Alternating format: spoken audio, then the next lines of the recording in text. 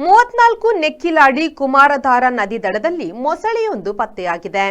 ಮೊಸಳೆಯನ್ನು ನೋಡಲು ಹೋದವರನ್ನು ಕಂಡು ಮೊಸಳೆಯು ಬಾಯಗಲಿಸಿ ಶಬ್ದಗೈದು ಆಕ್ರಮಣಕಾರಿಯಂತೆ ನೋಡಿ ನದಿ ನೀರಿಗೆ ಇಳಿದು ಹೋದ ಘಟನೆಯು ನಡೆದಿದೆ.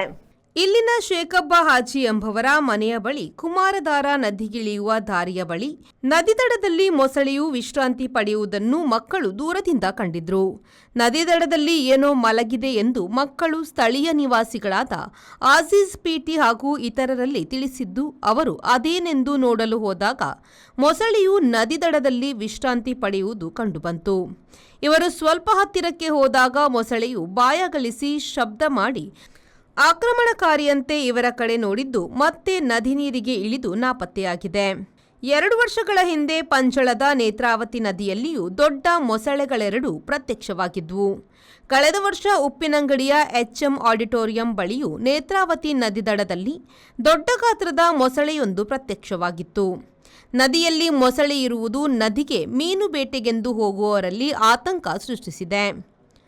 ಒಂದೆಡೆ ನದಿಯಲ್ಲಿ ಮೊಸಳೆಯು ಕಾಣಿಸಿಕೊಂಡರೆ ಕೆಲವು ದಿನಗಳ ಹಿಂದೆ ನದಿಯಲ್ಲಿ ನೀರು ಕಡಿಮೆ ಇದ್ದ ಸಂದರ್ಭ ಉಪ್ಪಿನಂಗಡಿ ಶ್ರೀ ಸಹಸ್ರಲಿಂಗೇಶ್ವರ ಮಹಾಕಾಳಿ ದೇವಾಲಯದ ಬಳಿಯ ನೇತ್ರಾವತಿ ನದಿಯಲ್ಲಿ ಕಡವಿನ ಬಾಗಿಲ ಸಮೀಪ ಸುಮಾರು 10ರಷ್ಟಿದ್ದ ನೀರು ನಾಯಿಗಳ ಹಿಂಡು ಕಾಣಿಸಿಕೊಂಡಿತ್ತು ಎಂದು ಉಪ್ಪಿನಂಗಡಿಯ ಪ್ರವಾಹ ರಕ್ಷಣಾ ತಂಡದ ನೇತೃತ್ವ ವಹಿಸಿರುವ ಗೃಹ ರಕ್ಷಕ ದಳದ ಸಿಬ್ಬಂದಿ ದಿನೇಶ್ ಬಿ ತಿಳಿಸಿದ್ದಾರೆ.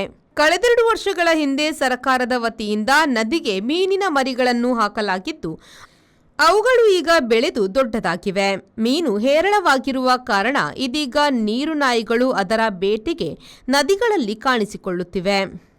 Anish V4 news Puttur. The Ocean Pearl Inn.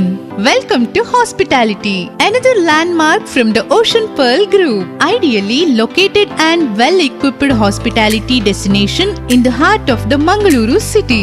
Find everything you need with aesthetic appeal and comfort in premium and deluxe rooms. Asian House is the city's first fine dine pan-Asian restaurant featuring Chinese, Thai, Japanese and Indian cuisine. Sagar Ratna is delighting its customers with authentic South Indian vegetarian cuisine, which are cooked fresh. Experience a world-class hospitality. The Ocean Pearl Inn, Vijay Kapikad, Mangaluru.